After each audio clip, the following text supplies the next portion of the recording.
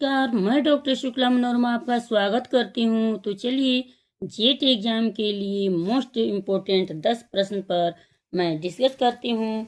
तो चलिए आपके सामने पहला प्रश्न ये रहा, निम्न में से क्या एक प्रकल्पना के लिए आवश्यक नहीं है? ध्यान दीजिएगा, इसमें नहीं पूछा है।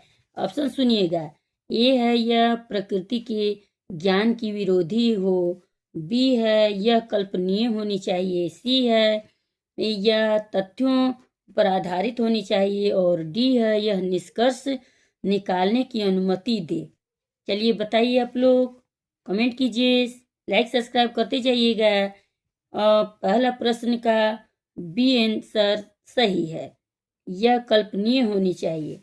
अब दूसरा प्रश्न आपके सामने ये रहा, इकाई के अध्ययन में सबसे पहले अनुसंधानकर्ता को परिचय करना पड़ता है।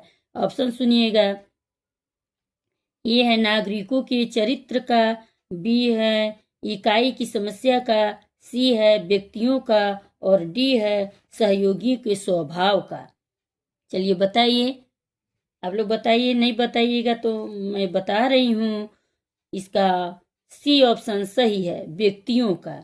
अब तीसरा प्रश्न आपके सामने ये रहा, जिस अवलोकन में अनुसंधानकर्ता समूह का सदस्य नहीं होता है वह अवलोकन कहलाता है। इसमें नहीं पूछा है, ध्यान दीजिएगा आप लोग। ऑप्शन सुनिएगा, ए है अनियंत्रित अवलोकन, बी है असहभागी अवलोकन, सी है सहभागी अवलोकन और डी है इनमें से कोई नहीं। इसका ऑप्शन तीसरा का बी सही है, असहभागी अवलोकन। अब चौथा प्रश्न ये रहा, जिस अवलोकन में नियंत्रित निरीक्षण का सम्मिश्रण होता है उसे कहते हैं। ऑप्शन सुनिएगा, ए है सामूहिक अवलोकन, बी है असहभागी अवलोकन, सी है अर्धभागी अवलोकन और डी है सहभोगी अवलोकन।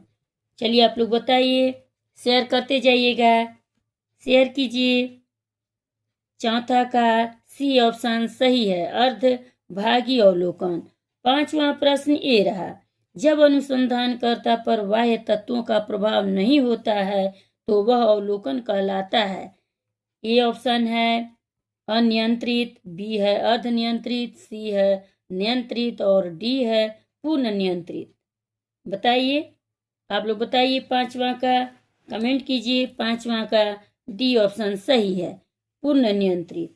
अब छठा प्रश्न आपके सामने ये रहा, एक अनुसंधानकर्ता की विश्वसनीयता तथा वैधता उस समय खतरे में पड़ जाएगी जब, ऑप्शन सुनिएगा, ये है शोधकर्ता स्वयं भी निष्कर्ष निकालने की पर्याप्त योग्यता न रखता हो, बी ऑप्शन है घटना को घटित होने के लिए लंबे समय के अंतराल के बाहर सुरक्षित किया गया हो, सी ऑप्शन में है लेखक जो कि सूचना का स्रोत है वह पक्षपाती, अयोग्य तथा बेईमान हो और डी ऑप्शन में है उपरोक्त सभी। बताइए, आप लोग शेयर कीजिए, लाइक करते जाइएगा।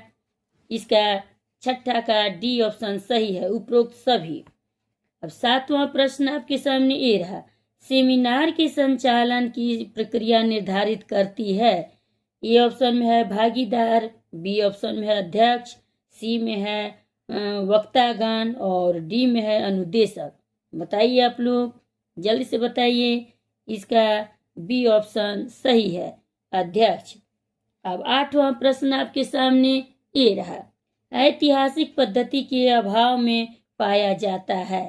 अब देखिए, ऑप्शन ए है घटनाओं का, बी है धार्मिक कर्ताओं का और सी है रुचि का और डी है तटस्थता का। चलिए आप लोग बताइए, लाइक सब्सक्राइब करते जाइएगा। आठवां प्रश्न का डी आंसर सही है, तटस्थता का। अब नौवां प्रश्न आपके सामने ये रहा, निम्नलिखित में से कौन सी एक शोधकर्ता की विशेषता नहीं है? इसमें भी नहीं ही पूछा है। ऑप्शन सुनिएगा, ए उसकी रुचि तथा योग्यताओं में एक रूपता होती है, बी ऑप्शन में है वह खोज के प्रयास में परिश्रमी तथा एकाग्र होता है, सी ऑप्शन में है वह अपने चुने गए क्षेत्रों में अपनी निजी राय पर विश्वास नहीं करता बल्कि वह यथार्थ को स्वीकार कर लेता है और डी ऑप्शन में है वह एक विशेषज्ञ होता है, न कि सामान्य ज्ञान वाला। बताइए आप लोग, शेयर कीजिए, कमेंट कीजिए। 9वां प्रश्न का आंसर ए सही है। उसकी रुचि तथा योग्यताओं में एक रूपता होती है। अब 10वां और लास्ट क्वेश्चन है, ध्यान दीजिएगा आप लोग। 10वां प्रश्न है, किसी शोध कार्य की एक विशेषता है। ध्यान दीजिएगा, ऑप्शन सुनिए।